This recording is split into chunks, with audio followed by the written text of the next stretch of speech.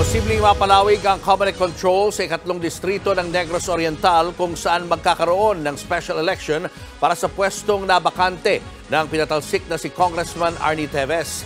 Ayon sa poll body, posibleng magtagal pa hanggang November 8 ang Comelec control sa ikatlong distrito. Ito na ang huli sa 3 araw na filing of candidacy para sa special election na idaraos sa December 9. May kapangyarihan ng Comelec na mag-deploy ng law enforcers sa mga lugar na nasa ilalim ng kanilang control.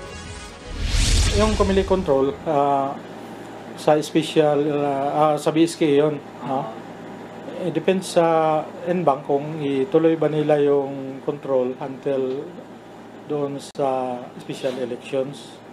Pero yung preparation natin sa security in place naman yon. Matatandang na-expel o natanggal bilang congressman si Arnie Teves noong Agosto. Ito'y matapos hindi siya sumipot at pumasok sa Kamara kahit ilang beses na siyang pinatawag ng House leadership. Si Teves ang tinuturong mastermind sa pagpatay kay Governor Roel Degamo. Isa sa mga matunog na kakandidato sa special congressional election ay ang pinsang buo ni Degamo na si retired Colonel Ray Ragay Lopez.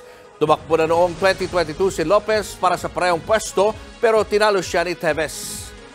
Dahil ako ang lumaban para sa aming grupo, so ang sa akin, ang aking stand is I should be the one to still run this time. May mga nakikiusap na wag akong tumakbo, I don't know for what reason, pero hindi ako magpapapigil kahit kanino. Mga kapatid, Julius Babaw po. Huwag maging huli at maging una sa lahat ng balitaan. Para sa tuloy-tuloy na talakayan sa Frontline, mag-follow at mag-subscribe sa social media pages ng News 5.